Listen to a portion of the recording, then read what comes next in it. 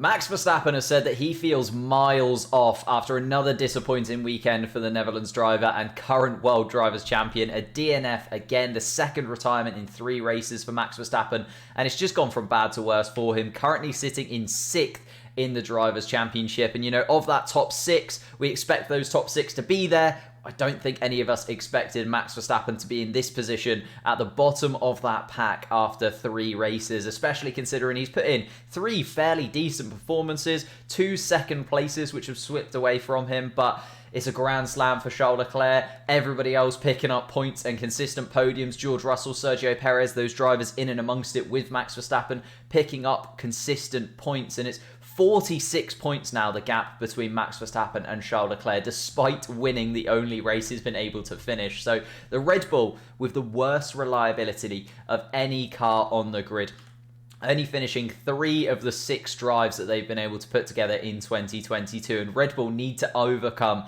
these issues very, very quickly. It felt almost deja vu to Bahrain, this one. It was another power unit issue. Red Bull have said that the 2 issues are isolated and not related to one another at all. But yes, it was vapor lock in Bahrain and it looked like a leak in Australia this weekend. But still, it's that power unit. Still, it's that transition between Honda and Red Bull, and whether or not they've been able to really get that working over the course of the 2022 season. That transition from 2021, the new regulations all coming in, all seems like it's been a little bit too much for Red Bull. Christian Horner saying, obviously, they didn't get to do as much work on the 2022 car because they were in a title battle in 2021.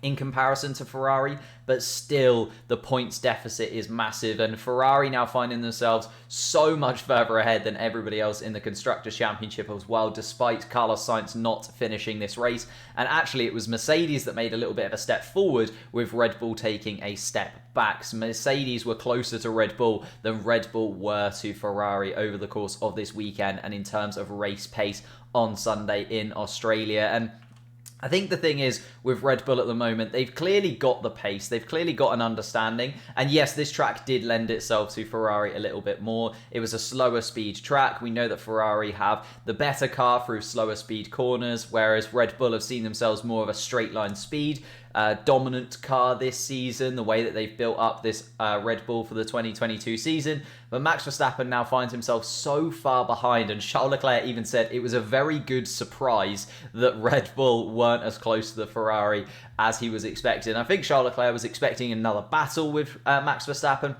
We only saw them go wheel to wheel once in this race after the safety car stop, so it's just not gone the way of Red Bull over the course of these first 3 races, and only 6 times has a gap this large between 2 drivers been overcome and overturned in Formula 1 history when it comes to a World Championship battle. So Max Verstappen is going to have to make history in this new era of Formula 1 if he's going to make up and become a second-time World Champion, whereas at the moment it's looking all good for Charles Leclerc. The second team I want to talk about, though, is McLaren. It was wonderful to see them back in and amongst the points again. Lando Norris and Daniel Ricciardo finishing 5th and 6th respectively, and a huge improvement for the boys in Papaya. Remember, they were looking fast in Barcelona.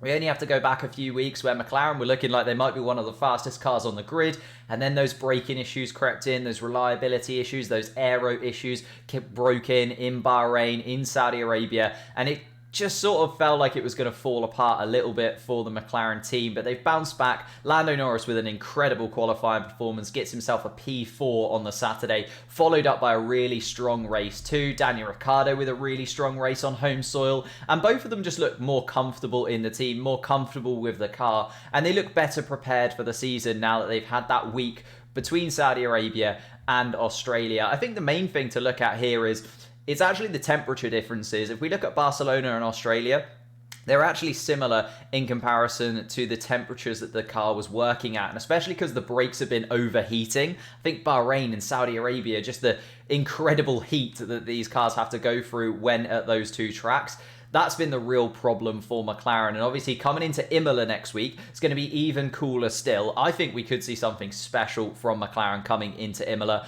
but they found themselves in 4th place in the Constructors' Championship. I think at the beginning of the season, I even said that McLaren will finish an easy 4th place. I didn't think they'd be anywhere close to the 3 cars in front of them, but I thought they'd easily outstretch themselves compared to the other midfield cars and just basically make that 4th place their own over the course of the season. They finally put themselves in there. Both of the drivers finally have a good, consistent points haul finish.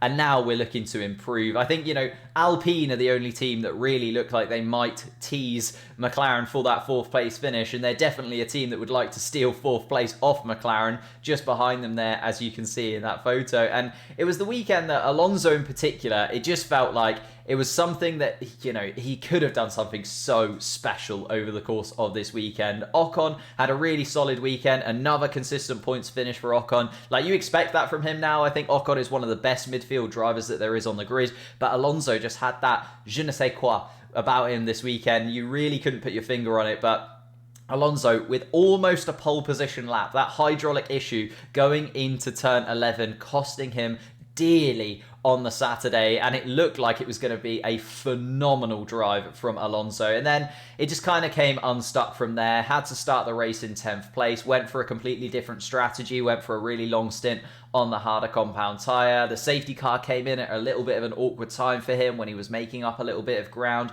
And then when he came onto the medium compound tyre at the end of the race, it just all fell apart for him. Those medium compound tyres just disintegrated in front of him, and the performance and reliability issues were finally there for Alpine. That's been their real concern over the first 2 races. The fact they've had to use all 3 power units already. The fact that Alonso came to a grinding halt in Saudi Arabia. But the power unit looks to be a little bit more reliable in those lower temperatures again in Australia. But I think the problem is, with Alpine sitting in 5th place in the Constructors' Championship right now, with those power units being used, there's going to be lots of penalties in their future. There's going to be lots of changes that they need to make and lots of penalties they're going to incur from qualifying. It's going to be really difficult to make up those places, especially because they pushed for performance rather than reliability in their testing over the course of the winter, and it's starting to show. They definitely should have spent maybe that little bit longer on working on the reliability of this Alpine, but Alpine looked closest to maybe causing a stir towards the top of the grid and maybe putting that Alonso car in and amongst the Red Bulls, the Mercedes, at some point in the season, and possibly picking up some podiums along the way is in the future for Alpine, which is a big step forward from last year. Finally, I just want to touch on Alex Albon. What a great finish from him. Picks up a 10th place and his first point in the Williams team. George Russell, it took him 3 years. Alex Albon, it took him 3 races. And obviously, they're in a completely different scenario, and 2022 is a completely different car and specification. Williams, when George Russell came in, was just in the mud. But Albon doing really, really well and showing that, you can go really long on these harder compound tyres. 57 laps on a hard compound tyre, only coming in the penultimate lap to change to the really super soft compound tyre, and could have even possibly pushed for a fastest lap if they'd have come in maybe a lap earlier. You never really know. But it was a great point for Albon. I wish that he'd have maybe gone for a little bit more. I know that the strategy itself was the only thing that Williams were able to get this point from, and scoring his first point in his return to Formula 1. I'm expecting big things from Alex Albon. I said when he went into the Williams, I think he massively deserved that seat, and I'm expecting him to do really, really well in a Williams. I think, he's already shone massively in terms of this season compared to Latifi. Latifi finished in 16th here, have another weekend where he's had incident after incident after incident, and just Alex Albon being consistent, being the driver we expect to see. Absolutely wonderful to see him in there in 10th place, and I hope that he can continue to improve over the course of the season and maybe drag that Williams further up the grid, pick up another few points.